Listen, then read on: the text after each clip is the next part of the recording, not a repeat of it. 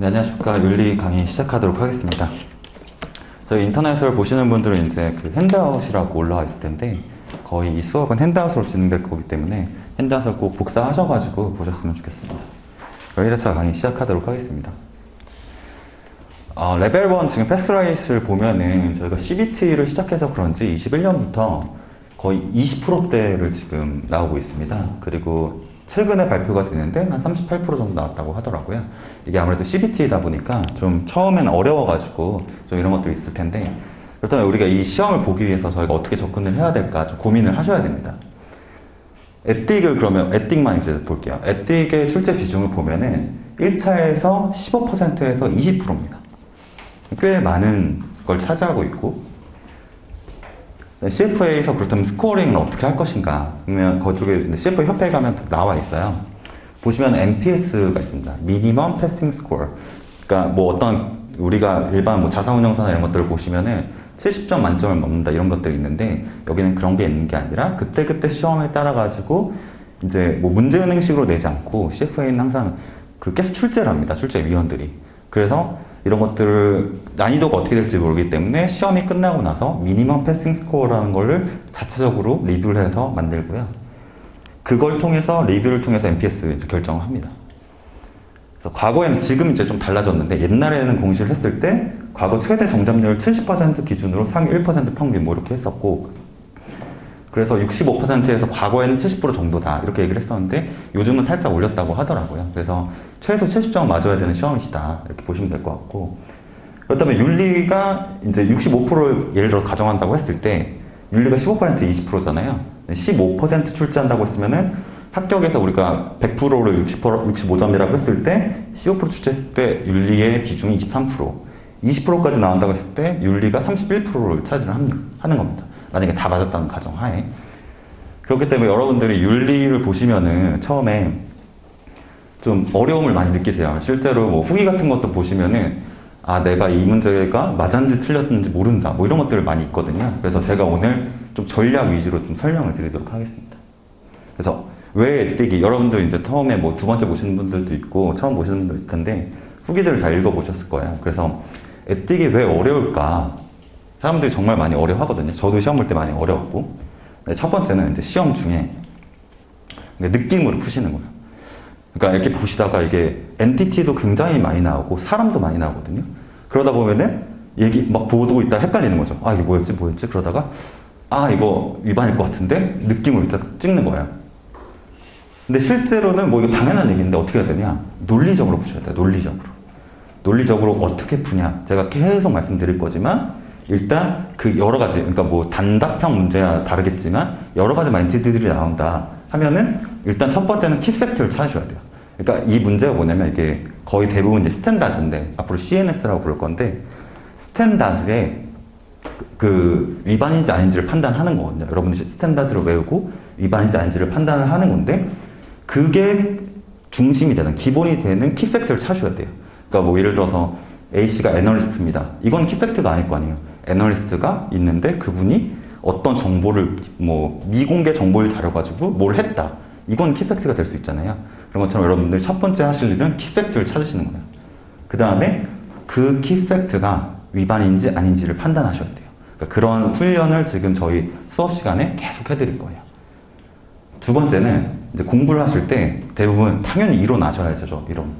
근데 CNS는 말 그대로 법 같은 거예요. 이게 윤리라는 거는 규정이 있고 그게 위반인지 아닌지를 판단하는 거잖아요. 저희가 사법고시 같은 걸 보게 된다면 대부분 이론도 보지만 제일 많이 들은 얘기 어떤 거 있죠? 판례라고 하죠. 판례. 윤리도 똑같습니다. 이론만 보시면 안 되고 사례 중심으로 보셔야 돼요. 그래서 많은 케이스들을 접하시고 이게 윤리 막 관계들이 막 나오잖아요. 그런 관계들에 대해서 이제 관계도 좀 빠르게 파악할 수 있게 이렇게 좀 만들어주고, 그다음에 어떤 상황에서 위반인지 아닌지를 판단할 수 있는지 그런 훈련을 사례를 보시고 하셔야 되는 거예요. 네. 일단 전략에 대해서 간단하게 설명드렸고 제가 수없이 많이 말씀드릴 거니까 따라오시면 될 것 같습니다. 그래서 이제 3페이지를 보시면 제가 한번 문제가 어떻게 나오는지 한번 가져와 봤어요. 그래서 한번 읽어볼게요. 앞으로 이제 여러분들이 제가 읽는다고 생각을 해볼게요. 그러면은 피어스 4 이렇게 머릿속에 집어넣으시면 나중에 헷갈려요. 피어스사가 뭐였지? 여기만 봐도 엔티티가 많이 나오잖아요. 그래서 앞으로 어떻게 할 거냐면 회사는 P 이런 식으로 P 회사 네모로 치고 뭐 다르게 치셔도 상관없는데 애널리스트인 사무엘 피터 보통 이제 뒤에 나오는 이 성을 보통 얘기하거든요. 그래서 PC 이렇게 왜냐면 이게 사무엘 피터 피어스 막 헷갈리잖아요. 그래서 PC 이렇게 알파벳으로만 기억을 하실 거예요. 그 다음에 B사 또 나오잖아요. 또 다른 엔티티가 나와요. B사에 투자 자문을 하고 있습니다. B사가 또 회사잖아요. 그래서 투자 자문을 하고 있습니다. 자, 그러면은 읽어볼게요. 그래서 피터는 B사의 CEO와 컨퍼런스콜에서 회사의 내년 영업이익이 크게 감소할 것이라는 내용을 들었습니다. 콜을 진행한 동안 여러 영업사원과 상수를 들락날락거렸고 영업이익과 관련된 내용을 들었는데 그들은 콜이 끝나기 전 고객과 자신들의 B사 주식을 매도하였습니다. PC는 CNS 위반했습니까? 어떤 것 같아요? 위반했을까요? 네, 다음 문제 가볼게요. 이거를 뭐 이제 엔티티로 해보면 저는 이런 식으로 정리를 해봤을 겁니다. P사가 있는데 PC가 있다. 근데 밑에다가 이제 내용들을 써주는 거예요. 애널리스트고 B사가 있는데 B사 투자 자문을 한다. 이렇게 진짜 문제를 푸실 때 지문이 길다고 하시면 이런 식으로 푸시는 거예요. 그래서 CEO가 있는데 이분하고 이제 통화 전 중요한 정보를 전달하던 중에 영업사원들이 동그라미잖아요. 영업사원이 내용을 듣고 주식을 매도한 거죠. 이런 식으로 문제가 복잡하게 나오면은 이런 식으로 도식화해서 푸시면 훨씬 더 이해하기 쉽습니다. 네, 일단 이 문제는 그렇고요. 2번 문제 가볼게요. 2번. 트레이더인, 이제 어떻게 하죠? 트레이더인 NC. NC는 다른 회사 트레이더로부터 소프트웨어 회사가 이틀 후 어닝 서프라이즈를 발표한다는 문자 메시지를 받았습니다. NC는 회사 내 포트폴리오 매니저로부터 수십만 주를 구매하는 주문을 받았고 NC는 발표 전날 아직까지 적극적으로 주문을 실행합니다. 그는 위반했습니까? 1번하고 2번하고 어떤 게 위반인 것 같으세요? 2번이 위반인 것 같으세요? 근데 앞으로 저는 좀 이렇게 저희 인원 조절 소규모니까 많이 말씀해 주셨으면 좋겠어요. 네. 일단 이걸로 해볼게요. NC가 있고 트레이더고 타 회사 트레이더가 동그라미로 이렇게 하는 거죠. 나중에 헷갈리지 않게. 그래서 어닝 서프라이즈 정보를 문자 메시지를 보낸 거예요. 그리고 얘가 행동을 했어요. NC 발표 전 매도했어요. 네. 정답을 말씀드리면 1번은 위반이고 2번은 위반이 아니에요. 왜 그럴까요? 모르시겠죠. 그러니까 이거를 그냥 느낌적으로 이게 제가 번역해서 그런데 영화였다고 생각을 해보세요. 여러분들 하다가 이게 뭔지 뭐 어닝 서프라이즈를 둔 것 같아 막 해준 것 같은데 위반인가? 이러면서 감으로 푸시는 거죠. 그럼 이제 틀리시는 거예요. 네. 그래서 사례도 보셔야 되고 이론도 외우셔야 되고 이걸 먼저 제가 이론을 먼저 설명드릴게요. 전 앞으로 이 22가지에 대해서 외우셔야 되거든요, 여러분들이. 근데 그거를 머릿속에 진짜 이 수업만 들으시면 다 그러니까 기억이 날 수 있도록 여러 번 반복할 거예요. 그래서 그 중에 하나인데 이거에 대한 정보는 Material Non-Public Information이에요. 그 주제 자체가 Material은 뭐냐? Material을 그러니까 이것만 보면 중요한데 아직 공개되지 않은 정보를 가지고 내가 활용하는 걸 위반하는 그 스탠다드 중에 하나예요. 그래서 이걸 두 가지가 있잖아요. 지금 매터리얼 한지 안 한지, 파블릭한지 안 한지를 판단해서 그 정보를 누군가 소유했는데 그걸 가지고 뭔가를 시행했다, 시도했다, 트레이딩 했다 하면 위반인 거예요. 앞으로 또 계속 나올 거기 때문에 여러분 일단 이해만 하시면 매터리얼은 뭘로 판단하냐? 일단 누가 중요해요. 누가 얘기했는지. 예를 들어서 아무나 뭐 지나가는 의사가 와가지고 얘기를 한 거예요. 학생한테. 야, 거기 대박난데. 예를 들어 옛날에 뭐 신라젠 뭐 이런 거 있잖아요. 야, 신라젠 대박난데. 어닝 서프라이즈난데. 그 중요한 정보일까요? 근데 신라젠 CFO가 와가지고 아는 지인이었어. 친척이었어. 와가지고 야, 내일 뭐 발표 나는데 주식 대박 날 것 같아. 그럼 중요할까요? 안 중요할까요? 당연히 중요하잖아요. 그래서 외우시면 돼요, 여러분들. 앞으로 그냥. 매트를 판단하는 거는 내부 주요 관계자와 페이머스 애널리스트만 해당이 해요. 왜냐면 페이머스 애널리스트 같은 경우 예를 들어 보세요. 골드만삭스에서 예를 들어서 바이에서 셀로 했어요. 의견을 바꾼 거예요. 골드만삭스에서 예를 들어 삼성전자에 대해서 바이 의견을 계속 내다가 갑자기 셀 의견을 낸 거예요. 이거 안 좋을 것 같아. 셀 의견을 냈어요. 그럼 다음날 주가 어떻게 되죠? 떨어지는 경우 진짜 많거든요. 왜냐면 셀 의견도 많지도 않고 매기면 하면은 그리고 유명한 애널리스트가 그렇게 했다. 그러면은 주가가 하락하거든요. 그래서 이 두 가지의 사람들이 얘기했을 때만 매트리얼 한다고 판단할 수 있는 거예요. 이해되셨죠? 그리고 무엇이냐? 그 시장에 줄 수 있는 중요한 정보. 그러니까 who랑 what으로 보시면 돼요. Material Non-Public Information은 누가, 내부 고위 관계자가 무엇을 시장에 영향을 줄 수 있는 정보를. 예를 들어가지고 이런 거죠. 야, 내일 어닝 서프라이즈인데 뭐 이런 거는 중요하잖아요. 근데 나 우리 회사 앞으로 잘 될 것 같아. 이렇게만 얘기했어요. 별로 중요하진 않잖아요, 사실. 뭐 시장의 가격을 영향을 주진 않을 거잖아요.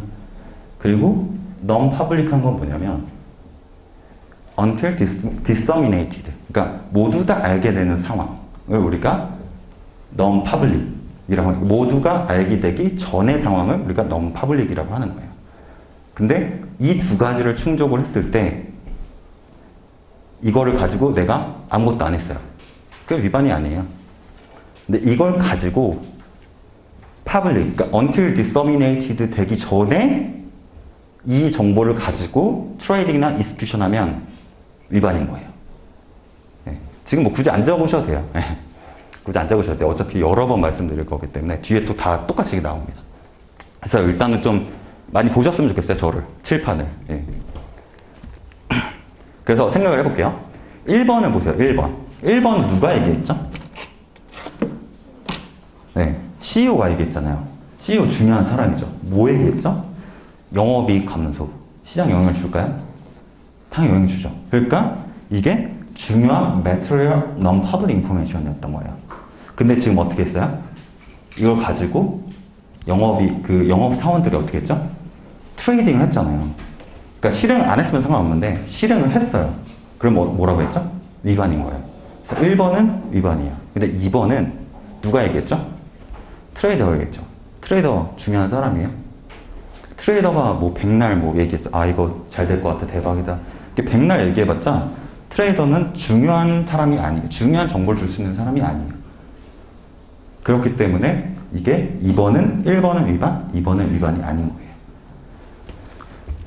자, 좀 뭔가 되게 어려워 보이고 앞으로 이걸 어떻게 할까 생각이 드시는데 이게 가장 어려운 문제 중에 하나예요. Material Non-Public Information이 고려해야 될 사항이 너무 많아가지고 가장 어려운 문제 중 하나이기 때문에, 그러니까 제가 앞으로 수업을 어떻게 할 거냐면 저런 식으로 이론을 머리에 넣어드릴 거예요. 중요한 것만. 여기 뒤에 보시면 키 컨셉이라는 게 있어요. 키 컨셉. 그거를 머리에 넣어드릴 거예요. 그래서 수십 번 반복할 거예요. 그 다음에 그거를 뒤에 사례에다가 다 적용을 해서 다 풀게 만들어 드릴 거예요. 네. 그래서 일단은 문제가 이렇게 나온다. 이렇게 보시면 될 것 같고요. 그 다음에 그러면은 우리가 뭘 알아야 되냐. 네, 보셔야 될 것 같아요. 네. 1번 아까 그게 위반이라는 게 콜이 끝나기 전이라는 부분도 문제가 되나요? 아, 콜이 끝나기 전이 아니라 콜 자체가 파블릭이 아니잖아요. 네. until disseminated 되는 거잖아요. 파블릭이 되기 전이잖아요. 콜 자체가. 근데 그 내용을 듣고 내가 뭔가를 행동을 한 거예요. 근데 컨퍼런스 콜이라는 것 자체가 애널리스트 대상으로 하면 그거는 오픈이 됐다라고 안 보는 거죠? 근데 지금 여기는 CEO랑 이 회사만 하는 거잖아요. 네. 네, 질문은 나중에 한 번에 쉬는 시간에 주시면 제가 잘 답변해 드리겠습니다. 네, 그래서 무엇을 알아야 되냐를 보셨을 때 리딩 56부터 우리가 60이 있어요. 리딩 50부터 60이. 근데 56은 그냥 기본 개념이에요. 실제 비중도 되게 작아요. 리딩 57은 뭐냐면 코드 앤 스탠다드 22가지 주제, 아까 Material Non-Public Information처럼 그런 주제가 22가지가 있어요. 그 22가지에 대해서 이런 게 있어요 라고 하고 끝나요. 57은. 58은 그거 가지고 사례랑 이런 여러 가지 디테일한 것들이 나와요. 그 다음에 60은 뭐냐면 이거에 대한 예제 문제가 나와요. 59번은 깁스라는 건데 이거는 성과평가에 대한 얘기예요. 그래서 이걸 보시면 딱 아시겠지만 57, 58, 60을 하시면 전체 80% 이상을 커버하시는 거예요. 결국엔 57, 58, 50, 60이 다 똑같은 내용이잖아요. 그래서 CNS만 여러분이 아시면 이 윤리는 80% 이상 맞을 수가 있다. 정답이 나온다. 근데 56하고 59를 안 볼 거냐. 56하고 59도 제가 굉장히 간단하게 여기다 다 번역을 해드렸거든요. 그래서 이것만 보고 문제만 푸시면 충분히 풀 수 있기 때문에 윤리 자체가 스탠다드 잘 하시고 어디셔널하게 깁스랑 56만 조금만 보시고 하시면 충분히 이게 좋은 점수 맞을 수 있다. 키는 스탠다드예요. 키는 스탠다드. 네. 그리고 이제 그럼 어떻게 우리가 공부를 할 것인가 전략. 제가 좀 회사를 다니면서 그 AI랑 CF를 땄거든요. 그래서 저는 항상 뭘 했냐면 어떻게 하면 이거를 내가 어떤 양을 가지고 어떻게 커버를 하면 붙을 수 있을까 항상 계획을 많이 짰어요. 계획을 굉장히 많이 짜고 그러한 계획들을 하나씩 이뤄나가면서 이걸 다 하려고 계속 계획을 짜서 했거든요. 그런 거에 대해서 좀 말씀드릴 거예요. 그러니까 윤리뿐만 아니라 다른 것도 좀 비슷하게 만약에 이게 잘 맞는다고 하시면 적용하시면 좋을 것 같아요. 첫 번째는 강의를 일단 듣는 거죠. 강의. 윤리만 먼저 말씀을 드리면 제가 최대한 다른 강사님들과 다르게 제가 다 PPT로만 할 거거든요. 그래서 좀 빨리 할 거예요. 그래서 시간을 좀 빨리 나갈 수 있고 그 다음에 한번 슈레이저나 강의 노트를 한 번씩 그냥 강의 끝나고 한번 읽어보세요. 왜냐면 제가 거의 다 한글로 지금 번역을 다 해놔가지고 그러면 대부분 다 커버는 되는데 혹시나 이제 불안하실 수 있으니까 슈레이저를 한번 읽어보세요. 제가 수업 시간에 특별하게 중요한 내용 아니거든 처음부터까지 다 읽어드리지는 않을 거예요. 그 다음에 이제 바로 저는 문제 풀이를 추천을 드립니다. 문제 풀이. 그러니까 1번과 2번은 인지의 과정을 거치고 바로 문제를 풀어야 돼요. 근데 문제가 우리가 크게 5가지가 있어요. 첫 번째, 커리큘럼 example. 이게 아까 리딩, 58에 사례가 있어요. 사례가. 근데 이게 CFA 협회에도 똑같은 사례가 나왔어요. 2014년도까지 개정된 게 아직까지 계속 쓰이는 사례들이거든요. 근데 CFA 협회에서 낸 사례예요. 그럼 당연히 중요하다고 했으니까 냈을 거 아니에요. 근데 이 사례가 무려 206문제예요. 너무 많잖아요. 너무 중요한데 많잖아요. 그래서 제가 이 강의를 준비를 하면서 이 206문제를 이게 긴 거는 막 12줄, 13줄도 있거든요. 그래서 이거에 대해서 제가 다 번역을 했어요. 다 번역을 해서 이 핸드아웃에 다 넣어드렸고 다 4줄 안에, 웬만하면 4줄 안에 끊으려고 노력을 했거든요. 그러니까 결국에 문제를 다 읽는 게 중요한 게 아니라 아까도 말씀드렸지만 키팩트를 보고 위반인지 아닌지를 판단하는 게 중요하다고 했잖아요. 그걸 훈련시켜드리기 위해서 206문제를 한글로 풀어드린 거예요. 그래서 저랑 이제 계속 같이 그거를 해나가시면 될 것 같고 리딩 60은 38문제가 있는데 이게 문제도 좀 어려워요. 그래서 나중에 시간이 되실 때 커리큘럼 가셔서 한번 풀어보시면 좋을 것 같고 슈이젤 모드 퀴즈인데 이것도 몇 개 안 돼요. 그래서 수업 시간에 다 1번, 2번 다 커버해 드릴 거예요. 그리고 이게 저희가 15강인데 14, 15강이 가서는 이 3번을 또 다 풀어드릴 거예요. 네. 그래서 웬만하면 문제에 대해서는 강의 시간에 다 커버가 될 수 있도록 그 다음에 마기그잼 CF에서 나오잖아요. 그래서 마기그잼에 대해서도 좀 보시면 될 것 같고 이 패스는 나중에 시간 되시면 같이 보시면 될 것 같아요. 4번이 보면 어떻게 보면 저의 약간 전략 같은 건데요. 여러분들 생각을 한번 해보세요. 문제를 이렇게 보시잖아요. 그러면은 우리가 예를 들어서 아까 이 앞에 같은 문제를 봐볼게요. 2번을 가지고 틀렸어요. 예를 들어서. 그럼 문제를 딱 처음에 접근을 했을 때 내가 틀렸던 오답의 사고가 있잖아요. 예를 들어서 이런 거죠. 아, 이거 어닝 서프라이즈는 중요한 거 아니야? 메트로 인포메이션? 그러면은 이거 넘퍼블리고 갔는데 이거 했으니까 매도네? 이렇게 생각하고 이걸 오답을 한 거예요. 근데 정답의 사고는 뭐죠? 그 키는 트레이더니까 이게 위반이 아니었던 거잖아요. 그게 정답의 사고잖아요. 그래서 이거를 그냥 다음에 또 똑같이 왔을 때 내가 그렇게 생각할 수 있느냐 안 하느냐에 따라서 정답이 되고 오답이 되는 거예요. 그래서 저는 어떻게 했냐면 이것도 참고를 하시면 되는데 만약 이걸 틀렸어요. 나중에 다시 오시는 거예요. 다시 틀린 문제만 다 모아놔요. 그 다음에 이걸 다시 보는 거예요. 그러면 또 똑같이 트레이더 어닝 서프라이즈니까 위반이네. 이거 갈 수 있잖아요. 그러면 또 체크하시는 거예요. 근데 만약에 정답의 사고로 바뀌어진 거예요. 내가 이거 트레이더면 뭐 후에서 안 되네. 위반 아니네. 그리고 맞췄어요. 그러니까 이런 훈련을 하시라는 거예요. 그래서 맞으면 다음부터 안 보시면 돼요. 네. 그러면 처음에는 저 몇백 문제가 있잖아요. 처음에 강의 듣고 보시면 한 반 정도는 맞을 수 있거든요. 근데 한 반 정도 틀린 건데 그걸 다시 처음 내가 보는 것처럼 또 CBT니까 웬만하면 체크를 안 하시고 다시 보시는 게 좋을 것 같아요. 그래서 다시 보신 다음에 돌아왔을 때 그 시점에 내가 정답의 사고를 했으면 넘어가고 오답의 사고를 했으면 다시 한번 바로 보세요. 왜 틀렸는지. 그래서 계속 문제를 반복을 하시는 거예요. 근데 이게 불안하실 수 있는데 저는 개인적으로 굉장히 빠르게 땄어요. 이렇게 해가지고. 네. 여기서 이걸로 좀 불안하실 수 있잖아요. 그래서 추가적으로 그 커리큘럼 다 있으시죠? 커리큘럼 PDF로 있으시든 책으로 있으시든 한데 거기에 이제 리딩 59에 보시면은 가이던스가 있어요. 그래서 그런 것들을 좀 읽어보시고 뭐 추가적으로 이거 필요하신 분들만 옵셔널하게 해보시면 될 것 같아요. 네. 그래서 이렇게 이 문제까지 다 풀어서 가시면은 사례도 다 보시고 문제도 다 풀 수 있기 때문에 여러분들이 충분히 윤리에서 좋은 문제, 좋은 정답을 그 점수를 맞을 수 있다고 저는 생각을 합니다. 네. 그래서 1번, 3번 총 357문제인데 수업 시간에는 300문제 다 커버해 드릴 거예요. 예. 그러면 이제 아까 제가 말씀드렸지만 제일 중요한 거. 이 시험에 80%를 차지하는 CNS 7-22. 예. 7가지 주제와 22가지에 대해 있는데 이게 여러분들이 22가지를 다 외워야 될 수도 있다고 생각을 하는데 실제로 보시면은 겹치는 게 굉장히 많아요. 그래서 저를 보시고 좀 따라오시면은 머리에 계속 제가 넣어드릴 테니까 충분히 다 커버할 수 있게 제가 넣어드릴 테니까 좀 잘 보시면 좋을 것 같아요. 이제 앞을 좀 보여주시면 될 것 같아요. 예. 저는 일단 엔티티별로 나눴어요. 엔티티. 이게 처음에 우리가 멤버 앤 캔디데이트. 멤버는 뭐냐면 CF를 다 해가지고 그 경력을 다 채우고 회비를 납부해요. 회비를 납부한 사람만 멤버예요. 회비를 납부 안 한 멤버라고 쓰지도 못해요. 네. 그리고 캔디데이트는 여러분같이 이제 캔디데이트, 시험 등록하신 분들.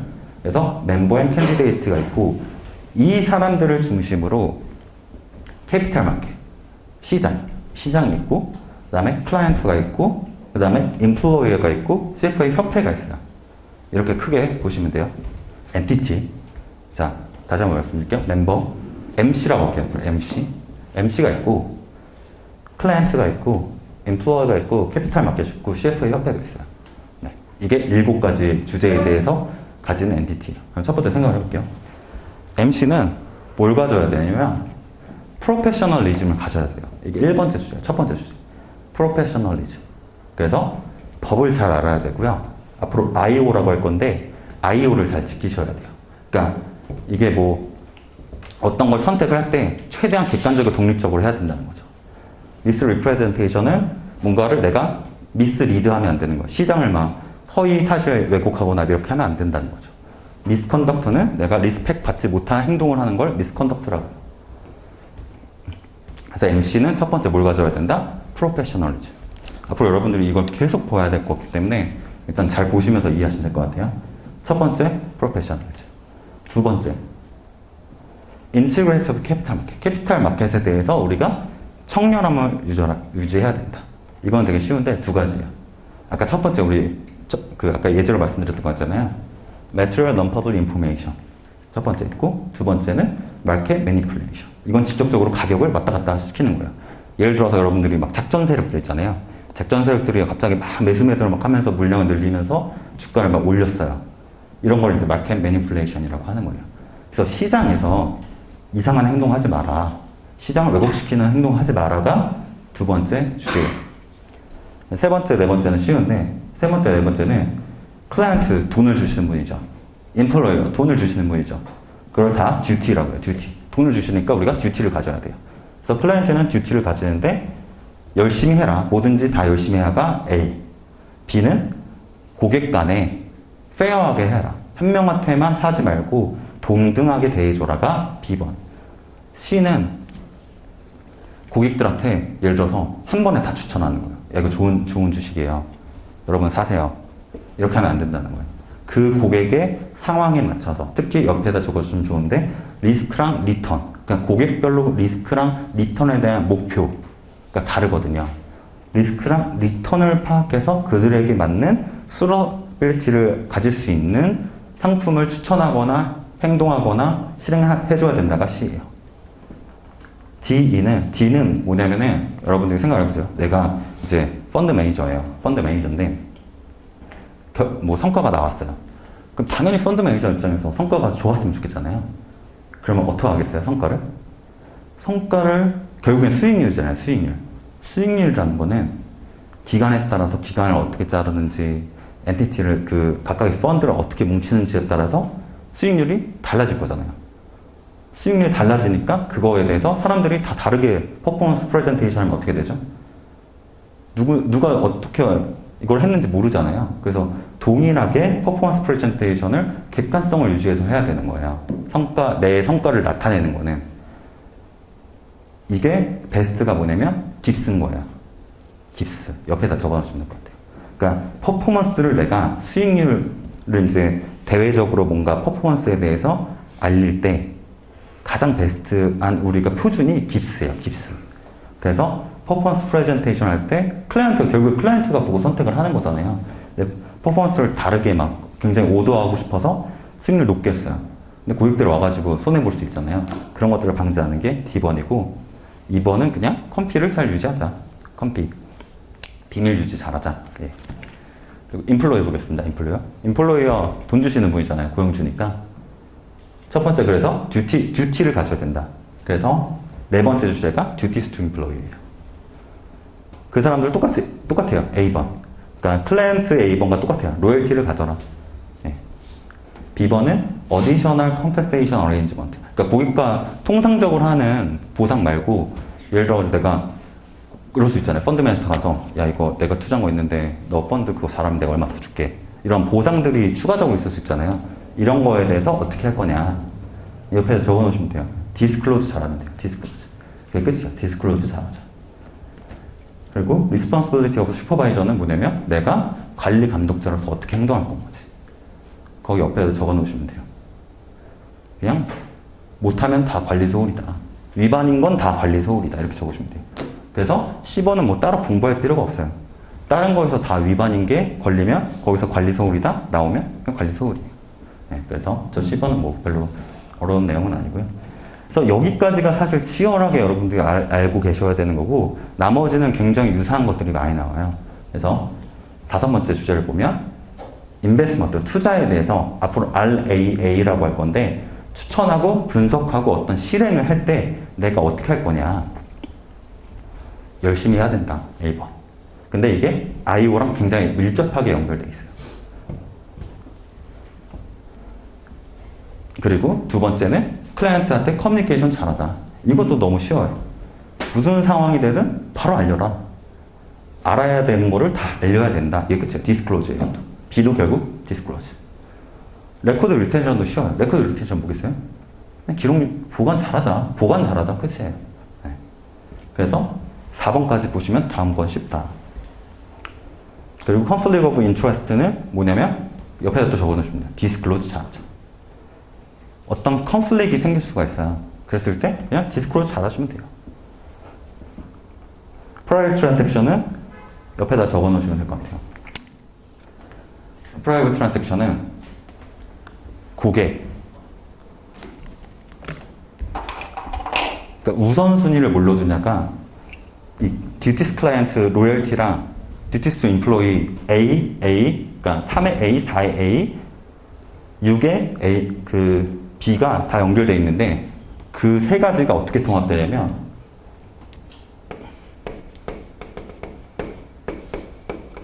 고객 제일 중요하고 그 다음에 고용주, 그 다음에 MC. 그러니까 어떠한 이익이 생겼어요. 그러니까 어떤 이익을 내가 우선해야 되는 상황이 생길 수 있잖아요. 예를 들어서 좋은 정보를 알았어요. 내가 그 펀드 매니저로서. 아니면 좋게 뭐 트레이딩 할 수 있는 기회가 생겼어요. 근데 나부터 한다? 그러면은 나부터 하고 인플로이한테 알려주고 고객한테 알려줬어요. 그럼 위반인 거예요. 무조건 고객이 우선. 고객 먼저. 고용주랑 고객의 컨플릭이 발생했을 때는 무조건 고객 먼저. 고용주랑 나에 대한 컨플릭이 발생했을 때는 고용주 먼저. 고객이랑 MC의 컨플릭이 발생했을 때는 고객 먼저. 이거 하나로 저게 다 정리되는 거예요. 프라이빗 트랜잭션. 네. 고객, 고용주, MC. 이걸 적어놓으시면 어차피 계속 반복 드릴 겁니다. 레퍼럴 피도 옆에 적어주시면 돼요. 디스클로즈 잘하자. 그러니까 이런 거 있잖아요. 내가 추천을 해줬어요. 또 예를 들어 보험 같은 경우는 추천해서 추천피 같은 거 있잖아요. 추천해줘서 어떤 상품을 가입하거나 뭐 투자를 했어요. 그랬을 때 잘 알려줘야 돼요. 네. 내가 그러한 너가 추천을 했는데 얼마 주겠다 이런 보상들에 대해서 잘 디스클로즈 하자. 디스클로즈가 거의 대부분 나오시면 될 것 같아요. CFA 협회와 멤버의 관계관을 어떻게 할 거냐. 책임감을 다해야겠죠. 그래서 첫 번째는 이제 시험에 참여하는 사람들이 A는 어떻게 할 것인가.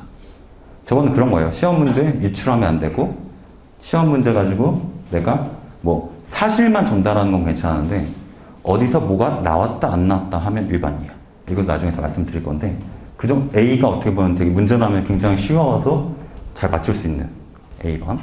근데 B번은 CFA가 여러분들이 따든지 캔디데이트이 되잖아요. 그랬을 때 내가 대외적으로 어떻게 표현할 건지. 저기서 얘기하는 것과 다르게 표현하시면 위반인 거예요. 네, 이렇게 생각하시면 될 것 같아요.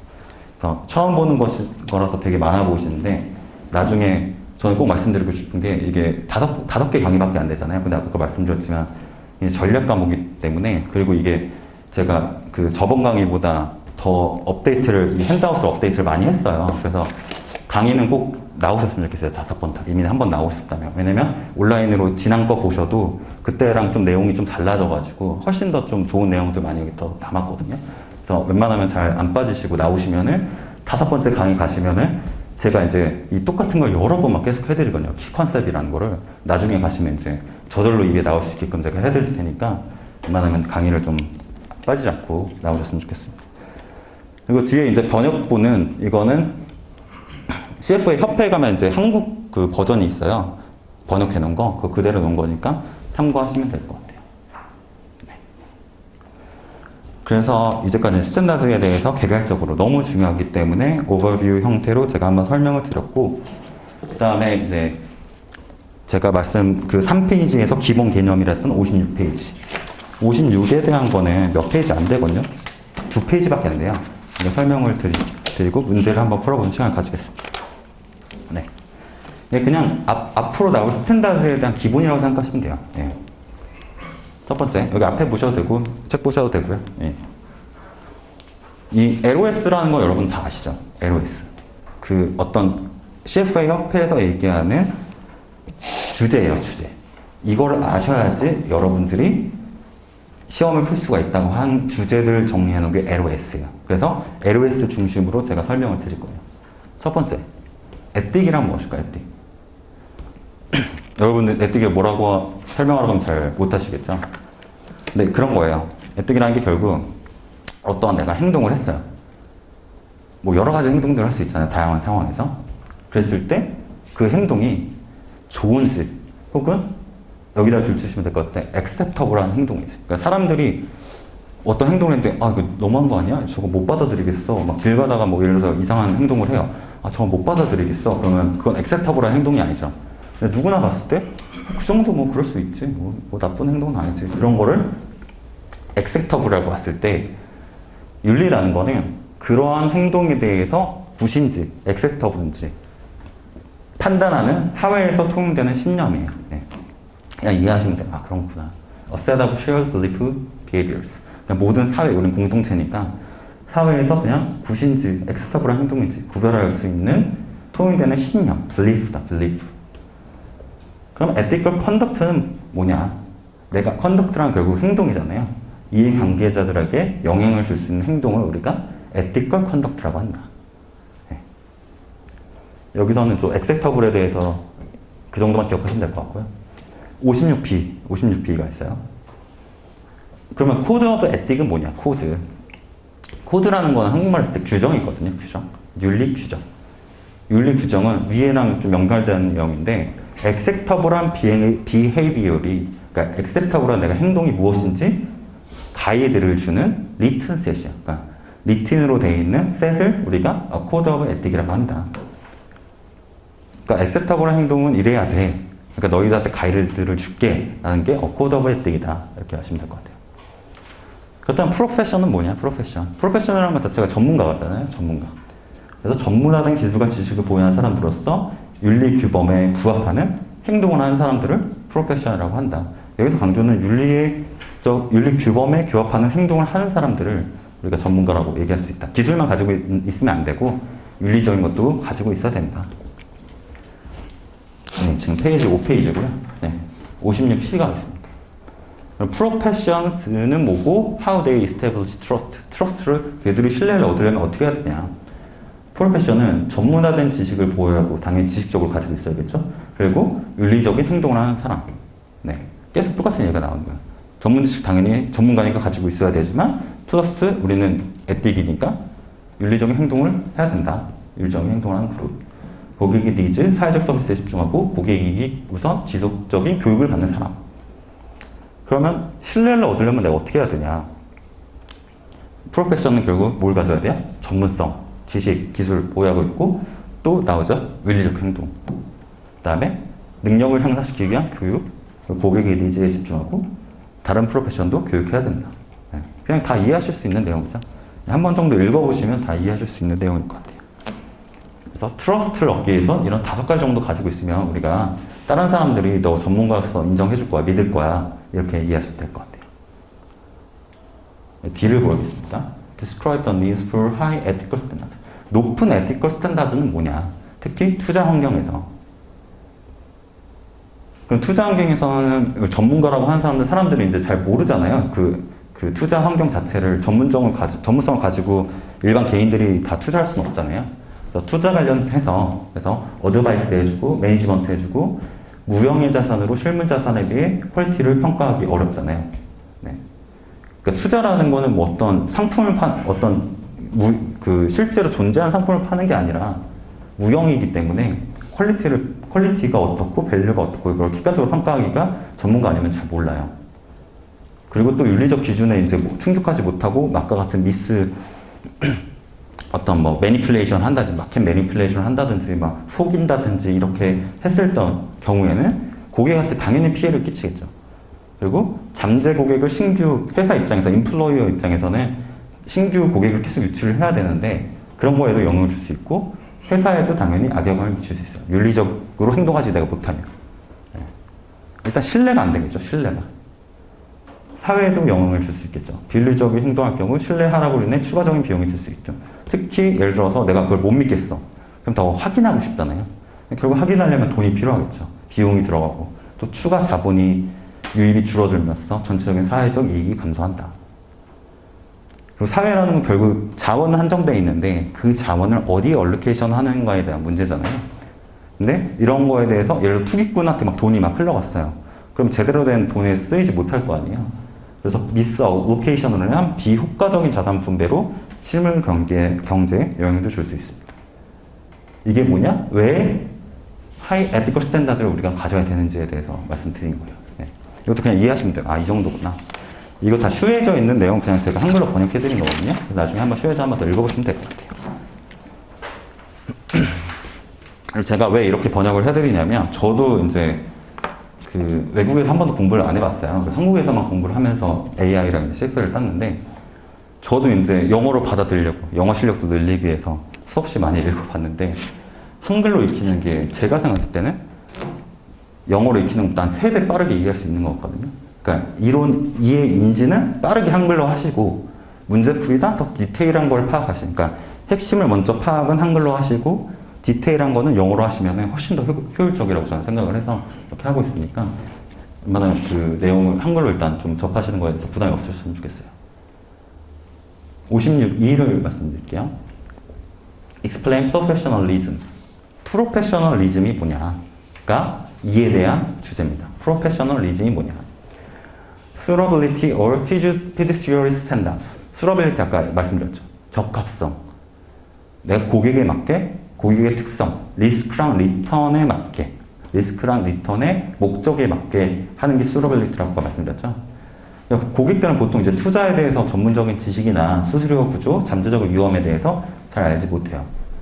그래서 프로페션들이 전문적인 지식들을 가지고 있으니까 고객들은 리턴 리콰이먼트 앤 리스크 톨러런스를 파악하여 고객별 적합한 서비스를 제공해야 되는 거예요.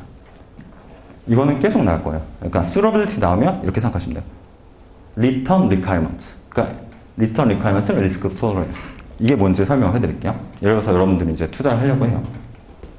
은퇴한 사람이 있어요. 은퇴한 어르신이 있고, 뭐, 예를 들어서 대학생이 있고, 사회 초년생이 있어요. 그들의 리턴 리퀘어먼트가 똑같을까요? 다르겠죠.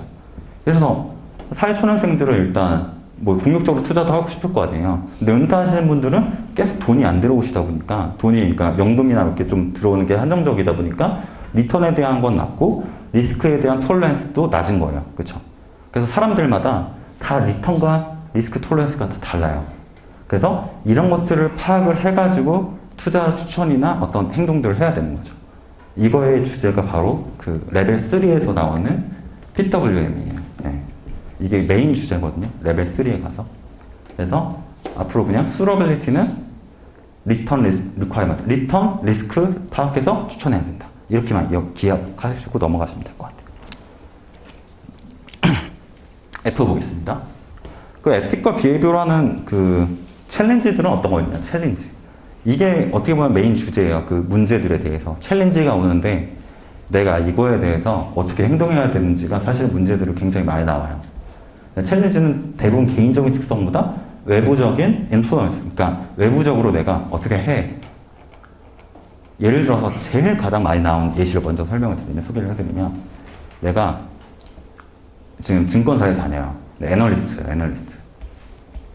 우리가 프론트랑 미들, 백 이거 들어보셨나요? 증권사에서? 제가 좀 이따 다시 설명드릴 건데, 프론트는 IBD잖아요. 그리고 인베스트먼트 뱅킹 디비전, 뱅크 디비전인데, 그들이 하는 거는 결국에는 고객들을 유치해가지고 뭔가 자금 조달을 해주는 사람이에요.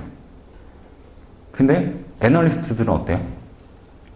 클라이언트가 아니라 어떤 A라는 회사가 있어요. 예를 들어서 IBD, 프론트에서는 그들이 우리 고객이라면 애널리스트, 미들의 입장에서는 그들이 평가를 해야 되는 대상인 거예요. 근데 IBD 입장에서 어떻게 써요? 예를 들어서 내가 IPO를 막 하려고 해요. 그럼 주가를 당연히 높여주는 게 그들의 역할이잖아요. 근데 갑자기 애널리스트가 갑자기 IPO 관련된 보고서를 쓰면서 그래서 너무 별로인 것 같아요. 앞으로 안 좋을 것 같아요. 이렇게 쓴 거예요. 객관적으로 평가를 했는데. 그럼 IBD 부서에서 난리가 나겠죠. 야, 지금 우리 같은 회사인데 지금 우리를 망치려고 하는 거냐. 우리 고객을 다 뺏어가려고 하는 거냐. 이런 게 사회적인 프레셔인 거예요. 프레셔. 이거에 대해서 우리가 어떻게 행동할 거냐. 이게 정말 많이 나오거든요. 이 뒤에 사례 중에. 어떻게 행동해야 될까요? 당연히 상관없이 우리는 IO를 지켜서 R&D를 지켜서 애널리스트 리포트를 써야 되는 거예요. IO는 인디펜던트 앤 오브젝티브. 앞으로 제가 IO라고 해서 말씀드릴 거거든요. R&D는 리즈너블 앤 딜리전스. 그러니까 R&D와 IO를 지켜서 우리는 해야 돼요. 다른 프레셔랑 전혀 상관없이. 근데 프레셔 받고 내가 행동했다? 위반. 어떤 내가 보상을 받고 행동했다? 위반. 그래서 애널리스트 관련된 문제가 너무 많이 나와요. 그래서 제가 CFA 네트워킹 가가지고 애널리스트 분을 만났는데 그분한테 제가 윤리 가르친다고 그랬더니 저는 너무 쉬웠는데요 그러더라고요. 그래서 애널리스트가 하는 문제가 워낙 많이 나오다 보니까 자기는 너무 당연한 거니까 문제가 좀 쉬웠다고 하더라고요. 그래서 애널리스트에 대한 프레셔에 대한 그 문제가 많이 나오기 때문에 여러분들 잘 생각하셨으면 좋겠고, 그래서 이러한 방지하기 위해서는 회사는 절차를 잘 보유하고 있었다. 너무 뭐 당연한 얘기죠. 네, 그래서 F는 뭐 이 정도 이해하시면 될 것 같고요. G 보겠습니다. G. 그러면 에티컬한 거, 그러니까 윤리적인 것과 리걸한 것은 어떻게 다르냐? 간단하게 생각해서 모든 비윤리적인 행동이 불법은 아니겠죠. 모든 불법이 비윤리적인 건 아니겠죠. 근데 신규로 우리가 국회에서 법 제정을 했을 때는 사회적 통념상 비윤리적인 거를 여겨지는 것들을 다수 이제 법 제정을 한다. 그래서 얘네들이 주장하는 거는 비윤리적인 것들이 계속 사회적 통념상 이게 진짜 안 좋고 이건 누가 봤을 때도 비윤리적이다 하는 것들이 결국에는 법 제정이 된다. 그래서 법적인 결정보다는 윤리적인 기준이 더 많은 판단과 많은 이해 당사자들의 행동에 영향을 고려되는 건 된다. 뭐 이거에 대해서 동의하지 못하는 분들도 있겠지만 여러분들 그냥 받아들이셔야 돼요. 이거는 윤리 과목이니까. 그 법보다 윤리가 훨씬 더 고려해야 될 것도 많고 생각도 많이 해야 되겠다. 문제가 나오면 그렇게 판단하셔야 돼요. 네. 그럴 수도 있죠. 뭐 법은 딱 명확하게 딱 규정이 되어 있는데 윤리는 조금씩 사람마다 좀 다를 수도 있잖아요. 그래서 더 고려해야 되는 경우가 많으니까 뭔가 법이랑 윤리랑 비교하는 문제가 나왔어요. 근데 뭐가 더 기준과 더 많은 이해 당사자들의 행동을 고려해야 되냐 했을 때는 윤리가 더 그렇다라고 여러분들이 답을 찍으셔야 돼요. 그래서 H 보겠습니다. H. 네, 그래 뭐 전반적으로 다 그냥 듣거나 이해하면 다 이해할 수 있는 내용들이에요. Describe and apply a framework for ethical decision making. 그러니까 에티컬한 디시전 메이킹을 내가 구축을 프레임워크를 만들었어요. 그럼 어떻게 도움이 되겠느냐? 회사에서 당연히 어떤 상황이 됐을 때 어떻게 결정해라라는 프로세스를 만들어 놓으면 당연히 결정하기 훨씬 쉽겠죠. 그래서 회사에서 디시전 메이킹 프로세스가 존재하면 직원들은 장단기 거했다는 행동을 결정할 때 판단 기준으로 사용하고 에티컬 디시전 메이킹을 잘 할 수 있게 도와준다.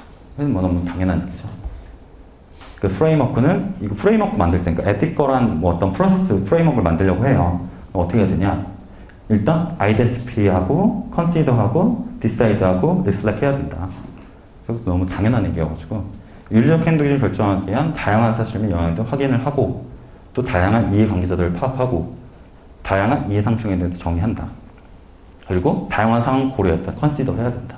여러 부서들마다 좀 요구하는 것들이 다르잖아요. 그리고 decide and act. 그렇게 행동하고 그다음에 또 reflect.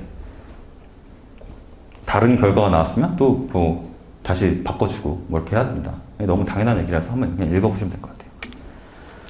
그래서 뭐 그 56에 대해서 많은 말씀을 드렸는데 결론적으로 그냥 하나씩 보면 에틱이란 뭐고 프로페셔는 뭐고 하이 에티컬 스탠다드는 뭐고 프로페셔널리즘은 뭐고 이런 거에 대해서 어떠한 팩터들 아까 윤리적인 행동은 뭐라고 했죠? 윤리적인 거? 액셉터블한 행동 이런 키워드 중심으로 한 번씩만 읽어보시면 충분히 문제 잘 푸실 수 있습니다. 네, 그리고 그 슈에저 142페이지 슈에저 다 가지고 오셨죠? 제가 그 8시 10분에 다시 시작할 테니까 화장실 갔다 오고 5문제인데 한번 풀어보시고 다음 그 시간에 시작하면서 이 문제 풀면서 시작하겠습니다. 네, 8시 10분에 다시 시작하겠습니다.